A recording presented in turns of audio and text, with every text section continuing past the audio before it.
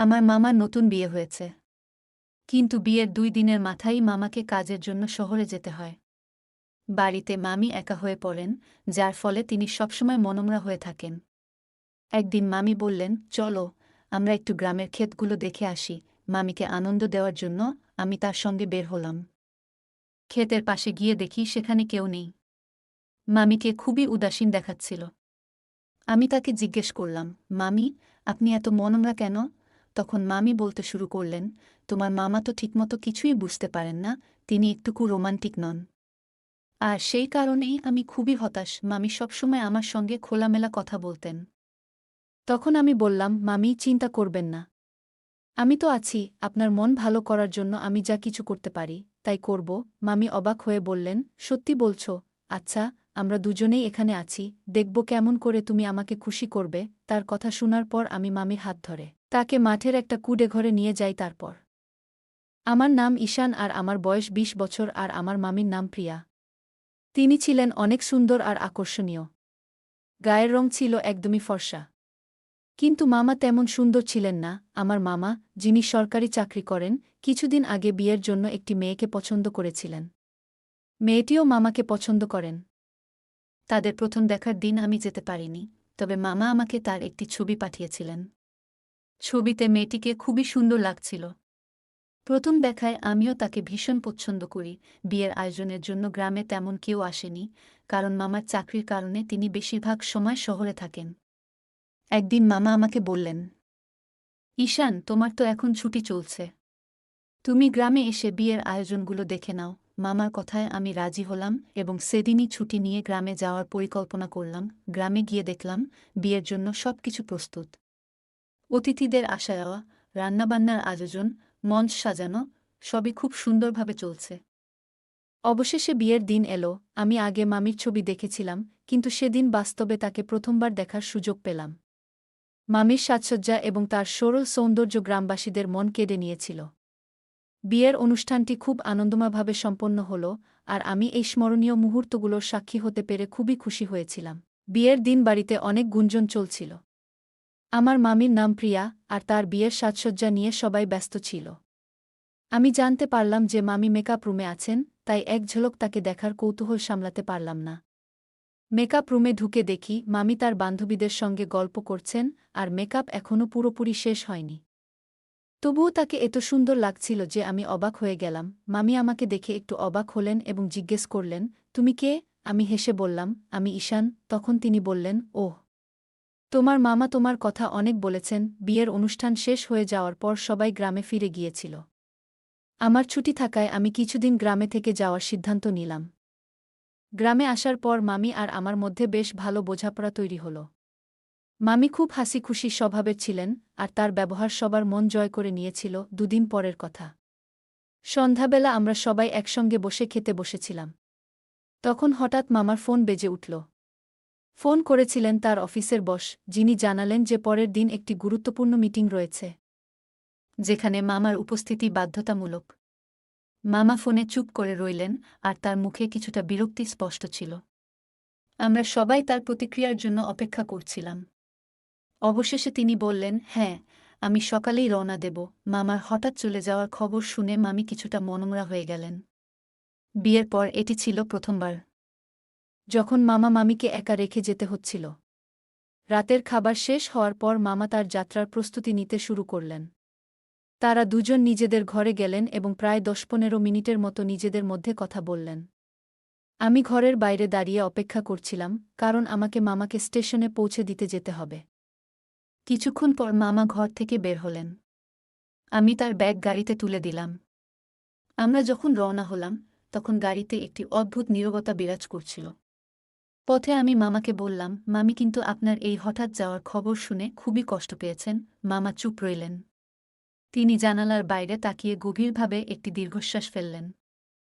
তার মুখে কিছুটা অপরাধবোধের ছাপ ছিল, যেন তিনি মামিকে একা রেখে যাওয়ার বিষয়ে খুবই অস্বস্তি অনুভব করছিলেন। আমি তার এই নীরবতা দেখে আর কিছু বললাম না, শুধু গাড়ি চালাতে লাগলাম। স্টেশনে পৌঁছে আমি মামার ট্রেনের জন্য অপেক্ষা করছিলাম। তিনি আমার কাঁধে হাত রেখে বললেন, তোমার মামিকে দেখে রেখো, আমি তাড়াতাড়ি ফিরে আসব। আমি মাথা নেড়ে বললাম, চিন্তা করবেন না মামা, আমি মামিকে ভালোভাবেই দেখে রাখব। আমি যখন বাড়ি ফিরলাম তখন মামিকে খুবই চিন্তিত এবং বিরক্ত দেখাচ্ছিল। তার মুখের অভিব্যক্তি স্পষ্ট করেই বোঝাচ্ছিল যে তিনি এই পরিস্থিতিতে মোটেই খুশি নন। আমি ধীরে ধীরে তার কাছে গিয়ে বললাম, মামি, কি হয়েছে? আপনাকে খুব মনমরা লাগছে। মামি আমার দিকে তাকালেন এবং বললেন, তোমার মামা যা করেছেন সেটা ঠিক হয়নি। বিয়ে হয়েছে মাত্র 2 দিন আর তিনি আমাকে একা রেখে যাওয়ার সিদ্ধান্ত নিয়ে নিলেন। নতুন বউকে কেউ এভাবে ফেলে রেখে যায়? আমি মামিকে শান্ত করার চেষ্টা করলাম। বললাম, মামি, মামার চাকরি সরকারি। এই ধরনের পরিস্থিতি কখনো কখনো আসতেই পারে। তিনি দ্রুতই ফিরে আসবেন।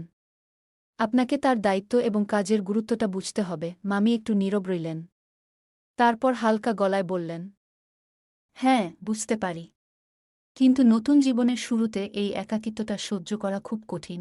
আমি মামিকে বললাম, চিন্তা করবেন না। আমি তো আছি। আমি এখানে থাকাকালীন আপনার পাশে থাকব, যাতে আপনি একা অনুভব না করেন। আমার কথা শুনে মামি একটু হাসলেন। আমি বুঝতে পারলাম তার মন কিছুটা হালকা হয়েছে। এরপর আমরা দুজনে মিলে বাড়ির কাজকর্ম এবং ভবিষ্যতের পরিকল্পনা নিয়ে গল্প করতে শুরু করলাম। আমার কথাগুলো মামি মন দিয়ে শুনলেও তার মনে থাকা বিরক্তি কমেনি। বিয়েতে আসা সকল অতিথিরা ইতিমধ্যে বাড়ি ফিরে গিয়েছিলেন। এখন বাড়িতে শুধু আমি আর মামি। আমি বুঝতে পারছিলাম এই মুহূর্তে মামি একা বোধ করছেন এবং তার পাশে থাকার একজন মানুষের প্রয়োজন। রাত হয়ে এলো। আমি নিজের ঘরে গিয়ে শুয়ে পড়লাম। সকালে ঘুম থেকে উঠে দেখলাম মামির ঘরের দরজা বন্ধ। আমি দরজায় ধীরে ধীরে নক করলাম। কয়েক মুহূর্ত পরে মামি দরজা খুললেন। তার মুখে স্পষ্ট ক্লান্তি এবং দুঃখের ছাপ ছিল। দেখে মনে হচ্ছিল তিনি রাতভর ঘুমাতে পারেননি। আমি একটি হালকা হাসি দিয়ে বললাম, সুপ্রভাত মামি। মামি ধীর স্বরে উত্তর দিলেন, সুপ্রভাত ঈশান। আমি জানতে চাইলাম, মামি, আপনি কি রাতে ঘুমাতে পারেননি? মামি কিছুটা চুপ থেকে বললেন, রাতটা খুবই কঠিন ছিল। একা থাকা, নতুন পরিবেশে মানিয়ে নেওয়া, সবকিছু যেন আমাকে ক্লান্ত করে দিচ্ছে। আমি তাকে বোঝানোর চেষ্টা করলাম। বললাম, মামি, আমি এখানে আছি। আপনি একা নন। চলুন সকালের নাশতার জন্য কিছু করি। আমরা একটু গল্প করব, আপনার মন ভালো হয়ে যাবে। আমার কথা শুনে মামি একটু হাসলেন। তার চেহারায় কিছুটা প্রশান্তি ফিরে এলো। এরপর আমরা সকালের কাজকর্ম শুরু করলাম এবং গ্রামীণ পরিবেশের স্নিগ্ধতায় দিনটি কাটাতে লাগলাম। মামি বললেন, কিভাবে ঘুমাই ঈশান? মামা চলে যাওয়ার পর মনটা বড়ই অশান্ত, কোনো কিছুতেই শান্তি পাই না। আমি সান্ত্বনা দিয়ে বললাম, মামি, চিন্তা করবেন না। মামা তো কয়েকদিনের মধ্যেই ফিরে আসবেন। তার আগে আমি তো আছি আপনার সঙ্গে। মামার অভাব আপনাকে একটুও টের পেতে দেব না। আপনি যা প্রয়োজন বলবেন আমাকে। আমার কথা শুনে মামি একটু মুচকি হাসলেন। বললেন, সত্যিই ঈশান? আমি হেসে বললাম, অবশ্যই মামি। এখন আপনি খুশি থাকুন। মামি একটু ভালো অনুভব করতে শুরু করলেন। আমি বললাম, তাহলে চলুন। তৈরি হয়ে বাইরে আসুন। একসঙ্গে বসে চা খাই। এদিকে দাদি চা বানিয়ে ফেলেছিলেন। আমি চা খেলাম এবং কিছুক্ষণ পর মামি চা আনতে বারান্দায় এলেন। তার মুখ এখনও বিয়ের পরের মতোই মায়াবী লাগছিল। মনে হচ্ছে মামিকে বিয়ের পর আরও বেশি সুন্দর লাগছে। কিন্তু তার চোখে মামার অভাবের যন্ত্রণা স্পষ্ট দেখা যাচ্ছিল। আমি মামিকে আনন্দিত করার জন্য বললাম, মামি, আজ আমরা কোথাও বাইরে যাই। তোমার নিশ্চয়ই বোরিং লাগছে বাড়িতে বসে। মামি হালকা হেসে বললেন, তুই তো একেবারে আমার মনের কথা বুঝে গেছিস। আমিও ঠিক এমনটাই ভাবছিলাম। বাড়িতে বসে আর কিছু ভালো লাগছে না, কোথাও ঘুরতে যেতে ইচ্ছা করছে। আমি জিজ্ঞাসা করলাম, তাহলে বলো কোথায় যেতে চাও? মামি একটু ভেবে বললেন, কোথায় যাব সেটা তুই ঠিক করো। তবে এমন একটা জায়গা চাই যেখানে মনটা একটু শান্তি পাবে। এখন খুব একা একা লাগছে। আমি হেসে বললাম, ঠিক আছে মামি, সব প্ল্যান আমি করে ফেলছি। মা বললেন, তোমরা কোথাও যাওয়ার প্ল্যান করছো? ঠিক তখনই আমার দিদা বললেন, ঈশান, আজ তোমাকে খেতে যেতে হবে। মোটর চালু করতে হবে। কাজের লোকরা নেই আর গাড়ির ছেলেও 15 দিন ধরে ছুটিতে। আমি বললাম, ঠিক আছে দিদা, আমি যাচ্ছি। তারপর জামা বদলে খেতে যাওয়ার জন্য প্রস্তুত হলাম। বাড়ি থেকে বেরোতেই মামি আমাকে জিজ্ঞাসা করলেন, ঈশান, এত সুন্দরভাবে প্রস্তুত হয়ে কোথায় যাচ্ছ? আমি হাসতে হাসতে বললাম, মামি, খেতে যাচ্ছি মোটর চালু করতে। তুমি যদি প্রস্তুত হও তাহলে পরে আমরা কোথাও ঘুরতে যেতে পারি। মামি খুশি হয়ে বললেন, আমি তোমার সঙ্গে খেতে যাব। আমার খুব ইচ্ছা ক্ষেত ঘুরে দেখার। তবে আগে তো আমি তৈরি হই। পাশেই বসা দিদা কথাটা শুনে বললেন, ভালোই হলো। ওর মনও ঘরে লাগছে না। তোমরা দুজনই খেতে যাও। ক্ষেত দেখে ওর মেজাজ ভালো হয়ে যাবে। মামি হেসে বললেন, একটু অপেক্ষা করো, আমি 10 মিনিটে তৈরি হয়ে আসছি। তারপর আমরা একসঙ্গে বেরোব। আমি অপেক্ষা করতে থাকলাম। তবে মামির 10 মিনিটের জায়গায় পুরো আধ ঘন্টা লেগে গেল তৈরি হতে। মামিকে ঘর থেকে বের হতে দেখে আমি অবাক হয়ে গেলাম। মামি রঙিন শাড়ি আর সাদা ব্লাউজ পরেছিলেন। শাড়ির কালো রং তার সৌন্দর্যকে আরও বেশি উজ্জ্বল করে তুলেছিল। মামির বয়স মাত্র 22 বছর, কিন্তু তাকে খুবই কোমল আর সরল দেখাচ্ছিল। অন্যদিকে আমার মামার বয়স 30 বছর। মনে মনে হাসলাম এই ভেবে যে গ্রামবাসীরা কেন মামার বিয়ের ব্যাপারে এত অবাক হয়েছিল। আগে মামার জন্য বিয়ের পাত্রী খুঁজতে অনেক সমস্যায় পড়তে হয়েছিল। গ্রামের সবাই বলতো মামার চেহারা খুব আকর্ষণীয় নয়। যদিও মামার একটা সরকারি চাকরি ছিল, তবুও বিয়েতে অনেক শর্ত জুড়ে দেওয়া হয়েছিল। কিন্তু শেষমেশ এত সুন্দর একটা মেয়ের সঙ্গে মামার বিয়ে হলো যে গ্রামবাসীরাও অবাক হয়ে গেল। মামিকে বললাম, মামি আজ আপনাকে অনেক সুন্দর লাগছে। আমার কথা শুনে মামি একটু লজ্জা পেলেন আর বললেন, জানি তো, আমি এমনিতেই অনেক সুন্দর। আর আমার প্রশংসা করতে হবে না। এখন চলো, না হয় অনেক দেরি হয়ে যাবে। আমরা দুজনে গাড়িতে উঠে ক্ষেতের দিকে রওনা হলাম। বাড়ি থেকে একটু দূর যেতে না যেতেই আমি বললাম, মামি, সামনের রাস্তা খুব খারাপ। গাড়ির হ্যান্ডেলটা শক্ত করে ধরে থাকো, না হলে পড়ে যাবে। তখন মামা আমাকে বকবে যে তোমাকে খেতে নিয়ে যাওয়ার কোনো দরকার ছিল না। মামি হেসে বললেন, না না, আমি মামাকে বলেছি যে আমরা খেতে যাচ্ছি। উনি আমাদের যেতে অনুমতি দিয়েছেন। তুমি চিন্তা করো না। রাস্তা সত্যিই খারাপ ছিল। বারবার গাড়ি থামাতে হচ্ছিল। খারাপ রাস্তায় মামি সামলে বসেছিলেন, কিন্তু একবার একটু ধাক্কা লাগতেই আমাকে বাধ্য হয়ে চুপচাপ বসে থাকতে হলো। শেষমেশ আমরা খেতে পৌঁছালাম। মামির মুখে এক অন্যরকম খুশি স্পষ্ট ছিল। তাকে দেখে মনে হচ্ছিল যেন তিনি নতুন করে মুক্তির স্বাদ পেয়েছেন। ক্ষেতের চারপাশের সবুজ আর খোলা পরিবেশ দেখে মামি খুব আনন্দিত হলেন। আমরা দুজনে ইমলি গাছের নিচে বাঁধা দোলনায় বসে পড়লাম। সেদিন খেতে আর কেউ ছিল না, শুধুমাত্র আমরা দুজন। এই মুহূর্তটা হয়তো মামির জীবনে প্রথমবার এভাবে এসেছিল, যখন তিনি কোনো বাধা ছাড়াই নিজের মনের কথা বলতে পারছিলেন। আমরা গল্প করতে শুরু করলাম। মামি খুব সহজভাবেই নিজের মনের কথা বলছিলেন। এটা দেখে আমি একটা প্রশ্ন করার সিদ্ধান্ত নিলাম। আমি ধীরে ধীরে মামির দিকে তাকিয়ে বললাম, আমি সরাসরি বলেই ফেললাম, মামি, সত্যি করে বলো তো, তুমি কি মামাকে পছন্দ করো? মামি গভীর একটা নিঃশ্বাস নিয়ে কিছুক্ষণ চুপ থাকলেন। তারপর বললেন, ঈশান, তোমাকে কি বলবো? আমি তোমার মামাকে একেবারেই পছন্দ করি না। আমার বাবা মা তার চাকরি দেখে এই বিয়েটা ঠিক করেছিলেন। আমিও তাদের কথায় রাজি হয়ে যাই। কিন্তু সত্যি বলতে আমি এই বিয়েতে খুশি নই। মামির কথা শুনে আমি অবাক হয়ে গেলাম। তিনি আরও বললেন, আমি কখনোই তোমার মামার সঙ্গে আমার জীবন কাটানোর কথা ভাবিনি। কিন্তু বাবা মায়ের সামনে কিছু বলতে পারিনি। তাদের কথাতেই এই বিয়েটা করতে হয়েছে। আমি কিছুক্ষণ চুপ থেকে বললাম, মামি, আমি বুঝি এটা তোমার জন্য সহজ নয়। তবে সময়ের সঙ্গে অনেক কিছু বদলাতে পারে। হতে পারে একদিন তুমি মামার স্বভাবকে পছন্দ করতে শুরু করবে। মামি আমার কথা মন দিয়ে শুনলেন এবং মাথা নেড়ে বললেন, হয়তো তাই ঈশান, কিন্তু আপাতত আমাকে নিজের মনকে বোঝানোর চেষ্টা করতে হবে। এরপর মামি হঠাৎ আমাকে জিজ্ঞেস করলেন, ঈশান, তোমার কোনো গার্লফ্রেন্ড আছে? আমি হেসে বললাম, না মামি, আমার কোনো গার্লফ্রেন্ড নেই। মামি অবাক হয়ে বললেন, তুমি দেখতে এত সুন্দর এবং স্মার্ট, তবু তোমার গার্লফ্রেন্ড নেই? এটা কিভাবে সম্ভব? তখন আমি মামিকে জিজ্ঞাসা করলাম, তোমার কি কখনো কাউকে ভালো লেগেছিল? মামি একটু মুচকি হেসে বললেন, যদি। মামি হেসে বললেন, তোমার মতো কেউ যদি তখন আমার জীবনে আসত, তাহলে আমি তখনই সব ছেড়ে পালিয়ে যেতাম। আমরা দুজনেই এই কথা শুনে হেসে উঠলাম। এরপর মামি জানালেন, তিনি একসময় একজনকে ভালোবাসতেন। কিন্তু তাদের দুজনের জাত আলাদা ছিল, আর সেই কারণেই তাদের বিয়েতে সবার প্রবল আপত্তি ছিল। তিনি সাহস করতে পারেননি, আর সেই ছেলেটিও খুব ভয় পেয়ে গিয়েছিল।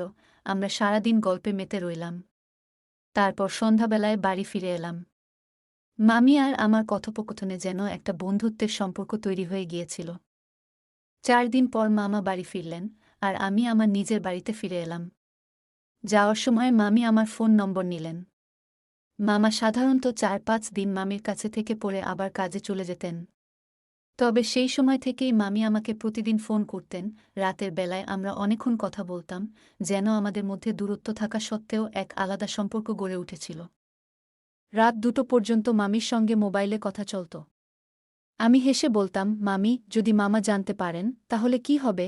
মামি হেসে উত্তর দিতেন, যদি তোমার মামা সত্যিই আমার এত চিন্তা করতেন, তবে তিনি আমাকে নিজের সঙ্গে নিয়ে যেতেন। দেখো, আমাদের বিয়ের 2 মাস হয়ে গেছে, কিন্তু তোমার মামা এখনো একবারও ভালোবাসার মিষ্টি কথা বলেননি। আমি তার কাছ থেকে এতটা নিরাশা আশা করিনি। আমি বললাম, মামি, তুমি চিন্তা করো না। কাল আমি তোমার কাছে আসব। আমরা আবার খেতে যাব। মামি খুশি হয়ে গেলেন। তবে পরের দিন যখন আমি গেলাম এবং আমরা খেতে পৌঁছালাম, তখন মামির মুখে কোনো আনন্দ ছিল না। তিনি বেশ হতাশ এবং রাগান্বিত দেখাচ্ছিলেন। মামি আমার খুবই প্রিয় ছিলেন। তাই আমি ঠিক করেছিলাম যে খেতে গিয়ে নিজের অনুভূতিগুলোকে বন্ধুর মতো শেয়ার করব। কখনো কখনো মামির সঙ্গে ফোনে কথা বলার সময় আমি একটু মজা করতাম। মামি হাসতে হাসতে বলতেন, তুমি তো এখন খুব দুষ্টু হয়ে গেছ। আমি মাঝে মধ্যে বলতাম, মামি, তুমি আমার মামি কম। বন্ধু বেশি। মামি এ কথা শুনে সবসময় হাসতেন। যেদিন আমরা খেতে পৌঁছালাম, তখন কাজ করার লোকেরা দূরে ছিল। আমরা দুজনেই গাছের নিচে বসেছিলাম। আমি মামির দিকে তাকিয়ে বললাম, মামি, তোমার সঙ্গে একটা গুরুত্বপূর্ণ কথা বলতে চাই। মামি হেসে বললেন, হ্যাঁ বলো, ঈশান, কী কথা? আমি মামির হাত ধরে বললাম, মামি, আমি তোমাকে সত্যিই খুব পছন্দ করি। তোমাকে দেখে আমার মন শান্ত হয়। সব সময় তোমার কথাই ভাবি। মামি এই কথা শুনে জোরে হেসে উঠলেন। বললেন, তুমি কি বলছো ঈশান? তুমি কি আমাকে ভালোবাসো? আমি মাথা নেড়ে সম্মতি জানালাম। মামি একটু থেমে বললেন, দেখো, আমাদের বয়সের ব্যবধান তো আছে, তাছাড়া আমি তোমার মামি। আমরা বন্ধুর মতো মজার গল্প করতে পারি, কিন্তু আমাদের সম্পর্ক একদম স্বচ্ছ থাকতে হবে। মামি আরও বললেন, তোমার মামা খুব বেশি রোমান্টিক নন, এটা ঠিক। কিন্তু এর মানে এই নয় যে আমি কোনো ভুল সিদ্ধান্ত নেব। তুমি এখনো ছোট ঈশান। আমি মামির কথায় লজ্জা পেয়ে বললাম, মামি, সত্যিই তুমি খুব ভালো, তুমি খুব সুন্দর, তাই আমি আমার অনুভূতিগুলো তোমার সামনে বলেছি। মামি একটু চুপ হয়ে গেলেন, কিন্তু তার চোখে এক ধরনের বিষণ্ণতার ছায়া ছিল। আমি বুঝতে পারছিলাম না তার মনে কি চলছে। এই সময় আমার চোখ পড়ল মামির ফোনে রাখা একটি ছবির ওপর। ছবিতে একটি মেয়ে ছিল যে দেখতে মামির মতোই সুন্দর। আমি উৎসুক হয়ে বললাম, মামি, এই মেয়েটাকে? মামি হেসে বললেন, ও আমার ছোট বোন পূজা। ও আমাদের পরিবারের সবচেয়ে ছোট এবং দুষ্টু সদস্য।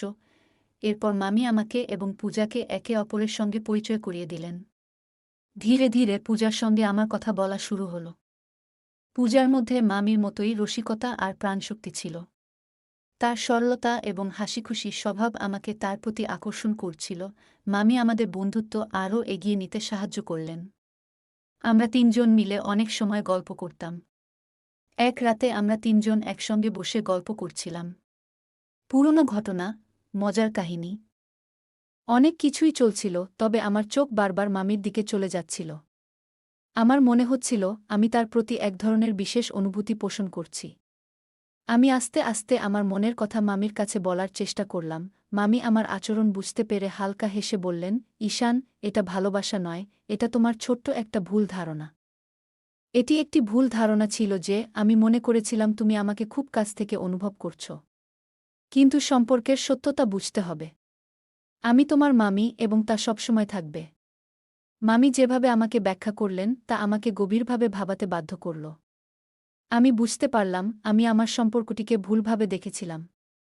মামি আমাকে শান্তি এবং ধৈর্য শেখালেন এবং আমি নিজের অনুভূতিগুলো নিয়ন্ত্রণ করতে শিখলাম। মামি আমাদের বন্ধুত্বকে আরও এক ধাপ এগিয়ে নিয়ে যেতে সাহায্য করলেন। ধীরে ধীরে আমি এবং পূজা একে অপরের কাছাকাছি আসতে থাকলাম এবং শেষ পর্যন্ত আমরা একসাথে বিয়ে করলাম। এটি সম্ভব হয়েছিল মামির সহায়তায়। তবে মামি এখনও আমার সেরা বন্ধু। তিনি আমাকে শিখিয়েছেন সম্পর্কের গভীরতা বুঝতে এবং তাদের পবিত্রতা রক্ষা করতে কিভাবে আগ্রহী থাকা উচিত। আজও যখন আমি মামিকে নিয়ে পুরনো স্মৃতির কথা বলি, তার হাসি এবং পরামর্শ আমাকে অনুপ্রাণিত করে। বন্ধুরা, যদি এই গল্পটি ভালো লেগে থাকে তাহলে দয়া করে ভিডিওটি লাইক করুন এবং আমাদের চ্যানেলটি সাবস্ক্রাইব করুন। পাশে থাকা বেল আইকনটি প্রেস করুন, যাতে করে আমরা যখনই নতুন ভিডিও আপলোড করি তার নোটিফিকেশন সবার আগে আপনার কাছে পৌঁছে যায়। ধন্যবাদ। দেখা হবে আমাদের পরবর্তী ভিডিওতে।